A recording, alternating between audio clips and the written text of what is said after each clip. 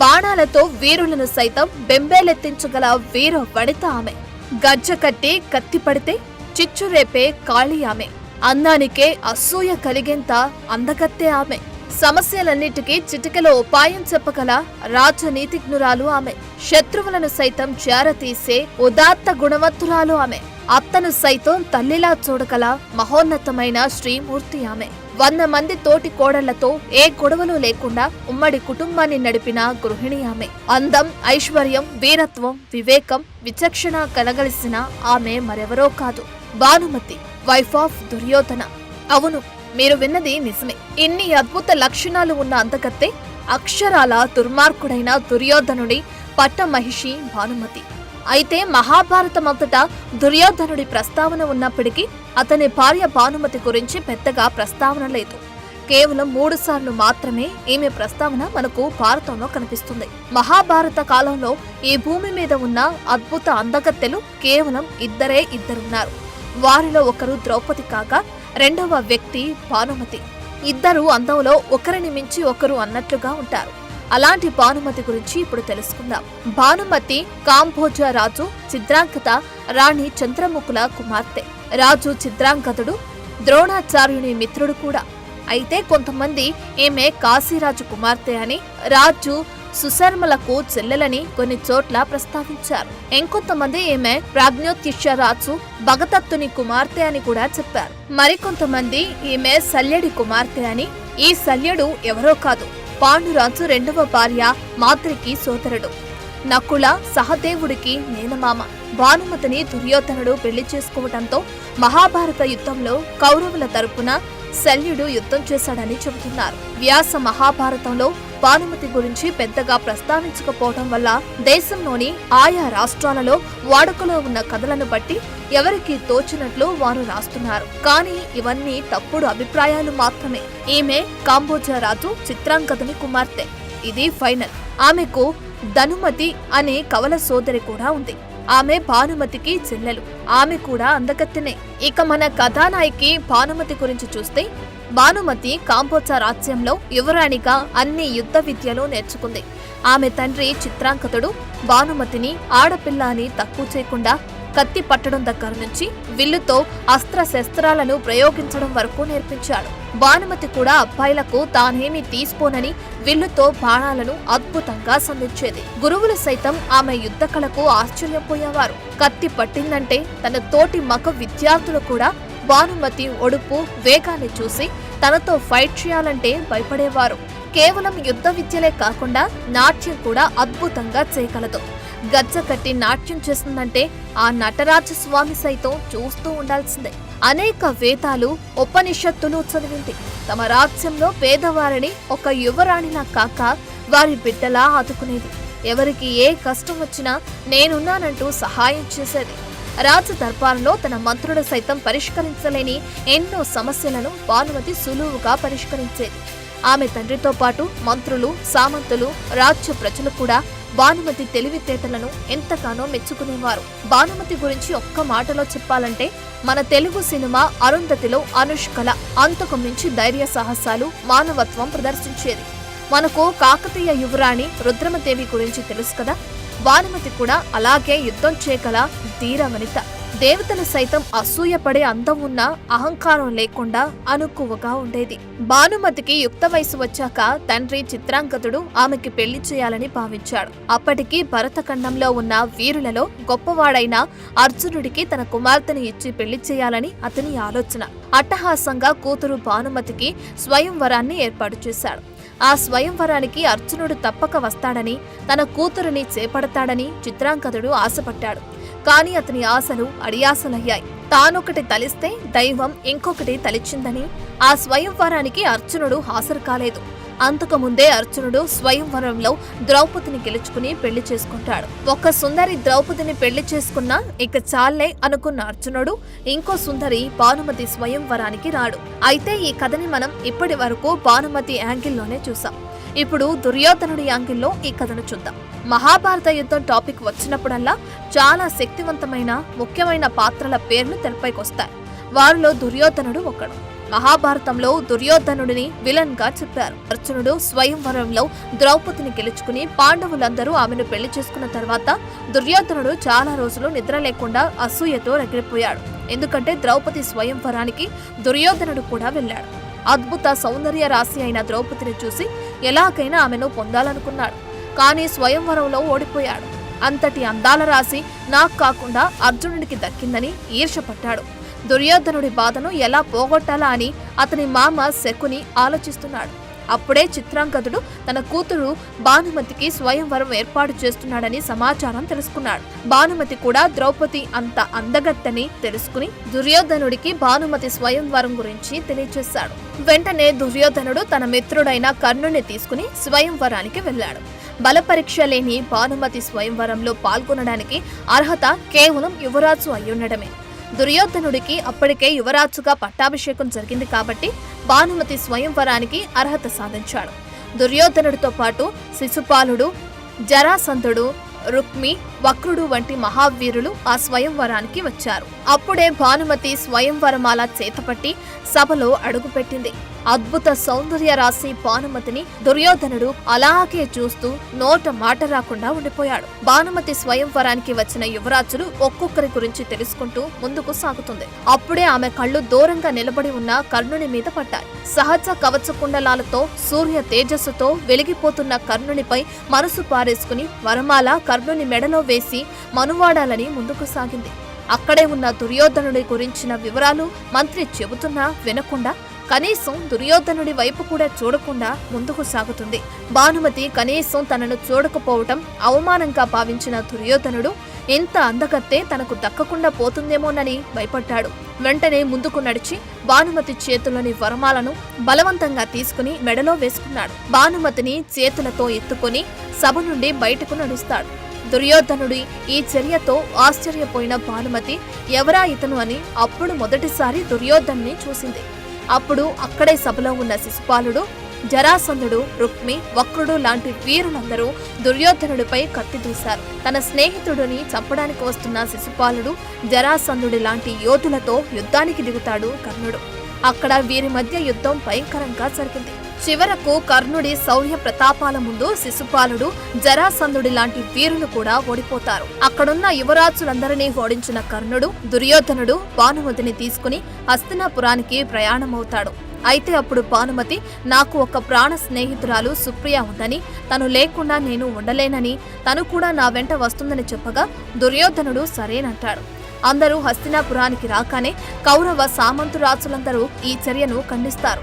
అప్పుడు దుర్యోధనుడు, మా తాత భీష్మాచార్యుడు కూడా తన పినతల్లి కుమారుడైన విచిత్ర వీర్యుడి కోసం అంబాలికలను ఎత్తుకొచ్చాడని, ఆయన చేస్తే తప్పు కానిది నేను చేస్తే తప్పయిందా అని ప్రశ్నించేసరికి అక్కడే ఉన్న భీష్ముడు రాక్షస వివాహం శాస్త్ర సమ్మతమేనని భానుమతికి దుర్యోధనుడికి పెళ్లి జరిపిస్తాడు.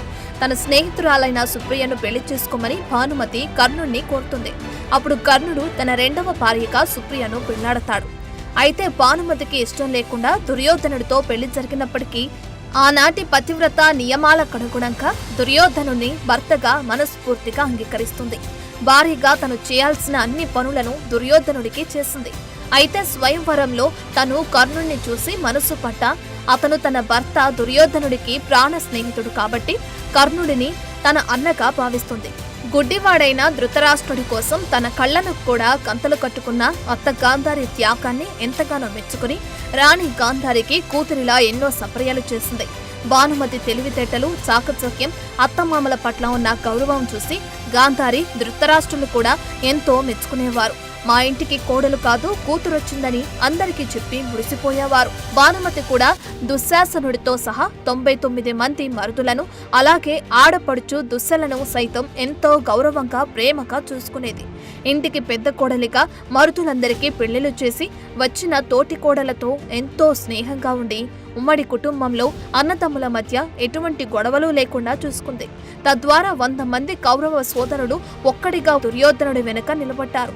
దుర్యోధనుడు చెప్పాడని పాండవులతో యుద్ధం చేశారు. అయితే ఇక్కడ భానుమతికి కృష్ణుడికి మధ్య ఉన్న సంబంధం గురించి కథ ఒకటి చెప్పాలి. ఒకసారి కృష్ణుడు హస్తినాపురంలో అతిథిగా కొన్నాళ్ళుంటాడు. అప్పుడే కొత్తగా పెళ్లైన భానుమతికి కేవలం 17 ఏళ్ల వయసే. దుర్యోధనుడు శ్రీకృష్ణుడికి తన సోదరులకు స్నేహితులకు పార్టీ ఏర్పాటు చేస్తాడు. అక్కడున్న అందరూ మద్యం సేవిస్తూ ఆడుతూ పాడుతూ ఉంటారు. భానుమతి కూడా మద్యం సేవిస్తుంది. అప్పుడే ఆమె కృష్ణుణ్ణి చూస్తుంది. నెమలి పింఛంతో అందంగా ఉన్న శ్రీకృష్ణుడికి మద్యం పోస్తుంది. దానిని కొంచెం తాగుతాడు శ్రీకృష్ణుడు. భానుమతి కూడా మద్యం బాగుందని పెగ్గు మీద పెగ్గు లాగిస్తుంది. అక్కడున్న దుర్యోధనుడు అతని స్నేహితులు అందరూ ఫుల్లుగా తాగి పడిపోతారు. అక్కడ ఒక్క శ్రీకృష్ణుడు మాత్రమే కంట్రోల్లో ఉంటాడు. తాగిన మత్తులో ఉన్న భానుమతి తనేం చేస్తుందో కూడా తెలియని స్థితిలో వయస్సు చేసే అల్లరి తట్టుకోలేక అందగాడైన శ్రీకృష్ణుణ్ణి మోహిస్తుంది. అతని చేతుల్లో వాలిపోయి తనను ఏదో ఒకటి చేయమని కోరుతుంది. అసలే అద్భుతమైన అందగత్తైన భానుమతిని వేరే ఎవరన్నా అయితే ఆమె మానాన్ని దోచుకునేవారు. కానీ శ్రీకృష్ణుడు మాత్రం అలా చేయలేదు. తన చేతుల్లో వాలిన భానుమతిని ఒక చిన్న బిడ్డను పట్టుకున్నట్లుగా పట్టుకుని తీసుకుని వెళ్లి రాజమందిరంలోని ఆమె శయనాగారంలో పడుకోబెడతాడు. భానుమతి హస్తినాపురానికి రాణి. తను తొందరపడి ఏమైనా చేస్తే ఒక రాణిగా ఆమె జీవితం నాశనం అవుతుందని భావించి అక్కడి నుంచి వెళ్లిపోతాడు. అప్పుడే అక్కడకు వచ్చిన గాంధారికి ఏమీ చెప్పకుండా మద్యం ఎక్కువగా సేవించిందని చెప్తాడు. మరుసటి రోజు మత్తు దిగిన భానుమతి గత రాత్రి జరిగింది జ్ఞాపకం వచ్చి సిగ్గుపడి శ్రీకృష్ణుణ్ణి క్షమించమని వేడుకుంటుంది. అందుకు శ్రీకృష్ణుడు నవ్వి, ఆ మద్యం ప్రభావం వల్ల నీవు అలా ప్రవర్తించావు. బేసిక్గా నీవు చాలా మంచిదానివి అని చెప్పి ఆమెను తన చెల్లెలిగా స్వీకరిస్తానని, నీకు ఏ కష్టం వచ్చినా అన్నగా ఆదుకుంటానని అభయం ఇస్తాడు. అప్పట్నుంచి భానుమతి కృష్ణ భక్తురాలవుతుంది. ఆమె చనిపోయే వరకు శ్రీకృష్ణుణ్ణే పూజించింది. ఆయన మాటను గౌరవించింది. అలాగే భానుమతికి కర్ణుడికి మధ్య ఉన్న సంబంధం గురించి కూడా ఇంకో కథ ప్రచారంలో ఉంది. దాని ప్రకారంగా ఒకసారి భానుమతి కర్ణుడు పాచికల ఆట ఆడతారు. ఒకరిపై ఒకరు ఎత్తులు పై ఎత్తులు వేసుకుంటూ సరదాగా హుషారుగా పాచికలు ఆడుతుంటారు. ఆట చివరకొచ్చేసరికి కర్ణుడు గెలుస్తున్నాడని తేలిపోతుంది. ఇంతలో బయట నుంచి దుర్యోధనుడు ఆ గదిలోకి ప్రవేశిస్తాడు. భర్తను చూసిన భానుమతి గౌరవంగా లేచి నిలబడుతుంది. అయితే కర్ణుడు అటువైపు తిరిగుండటంతో తను వెనుకనున్న దుర్యోధనుని చూడలేకపోతాడు. తను గెలవబోతున్న కాబట్టే భానుమతి లేచి వెళ్లిపోతుందని భావించి ఆమెను వెళ్లకుండా ఆపాలనే ఉద్దేశంతో ఆమె ముఖానికి అడ్డుగా ఉన్న ముత్యాల పొదిగిన వస్త్రాన్ని లాగుతాడు. అప్పుడు దాని దారం తెగిపోయి ముత్యాలన్నీ నేలపై పడతాయి. ఆ సన్నివేశాన్ని చూసిన దుర్యోధనుడు ఏం చేస్తాడో తెలియక భయంగా భర్తను చూస్తూ ఉంటుంది భానుమతి. ఆమె ఏమీ మాట్లాడకుండా సైలెంట్ గా ఉండి గుమ్మం వైపు చూస్తుండటంతో కర్ణుడు కూడా గుమ్మం వైపు తిరుగుతాడు. అక్కడే వేళ్లనే చూస్తున్న దుర్యోధనుని చూసి కర్ణుడు కూడా లేచి నిలబడి తన స్నేహితుడు ఏమంటాడోనని, మన ఇద్దరిని ఇలా చూసి అపార్థం చేసుకుంటాడేమోనని భయపడతాడు. అయితే దుర్యోధనుడు వారిద్దరి వైపు ఒకసారి చూసి భానుమతి దగ్గరకు వచ్చి, ముత్యాలు నేనేరివ్వాలా లేక మీరే ఏరుకుంటారా అంటూ అక్కడి నుంచి నవ్వుతూ వెళ్లిపోతాడు. దుర్యోధనుడు అన్న ఈ ఒక్క మాటతో భానుమతికి అతనిపై ఎక్కువ ప్రేమ పెరుగుతుంది. కర్ణుడికి కూడా దుర్యోధనుపై ఎంతో గౌరవం పెరుగుతుంది. నిజానికి దుర్యోధనుడు తన భార్య భానుమతిని కానీ తన ప్రాణ స్నేహితుడు కర్ణుని కానీ అనుమానించలేదు. అతని స్థానంలో వేరే ఎవరున్నా వారిద్దరిని తప్పక అనుమానించేవారు. కానీ దుర్యోధనుడికి తన భార్య భానుమతిపై ఎంతో ప్రేమ ఉంది. అంతకు మించి ఎక్కువగా కర్ణుడిపై నమ్మకం ఉంది. దుర్యోధనుడు పాండవులపై అసూయతో కోపంతో ఉన్నప్పటికీ ఇంట్లో మాత్రం తన తల్లి తండ్రుల పట్ల కానీ భార్య భానుమతి పట్ల కానీ 99 మంది సోదరుల పట్ల కానీ చాలా ప్రేమగా ఉండేవాడు. వారి అవసరాలు కోరికలు ఎప్పటికప్పుడు తీర్చేవాడు. సోదరి దుస్సలను కూడా అమితంగా ప్రేమించేవాడు. కాలగమనంలో భానుమతికి దుర్యోధనుడికి 2 కవల పిల్లలు జన్మించారు. కూతురు లక్ష్మణ, కొడుకు లక్ష్మణ కుమారుడు. మహాభారత యుద్ధంలో అభిమన్యుడి చేతిలో కొడుకు లక్ష్మణ కుమారుడు మరణిస్తాడు. కూతురు లక్ష్మణను శ్రీకృష్ణుడు జాంబవతికి జన్మించిన సాంబుడు వివాహం చేసుకుంటాడు. భానుమతికి తన బంధువైన పాండవులు, వారి తల్లి కుంతి అన్న ఎంతో ప్రేమ, గౌరవం. కుంతి కూడా భానుమతిని తన కోడలు ద్రౌపదిలాగానే ప్రేమగా చూసేది. ఇక భానుమతికి ద్రౌపదికి ఇద్దరికి ఒకరంటే ఒకరికి ఎంతో ప్రేమ. వీరిద్దరూ అసమాన అందగత్తెలైనా ఎవ్వరికీ పొగరు, గర్వం ఉండేవి కావు. సొంత అక్కా చెల్లెల మాదిరిగా స్నేహంగా ఉండేవారు. అయితే ధర్మరాజు జోదంలో శకుని చేతిలో ఓడి తన తమ్ముళ్లతో పాటు ద్రౌపదిని కూడా పందెంలో కోల్పోతాడు. అప్పుడు దుర్యోధనుడు ద్రౌపదిని సభకు దాసీగా ఏడ్చుకురమ్మని దుశ్శాసనుని పంపగా, ద్రౌపది కూడా నాలాగే నీకు వదిన అవుతుందని, వదిన తల్లితో సమానమని, ద్రౌపది మీద చేవేస్తే నా మీద వేసినట్టేనని దుశ్శాసనుని అడ్డుకుంటుంది భానుమతి. నిస్సహాయంగా సభలోకి తిరిగి వచ్చిన దుశ్శాసనుడిని చూసి ఏమైందని దుర్యోధనుడు అడక్క వదిన భానుమతి అడ్డుకుందని చెబుతాడు.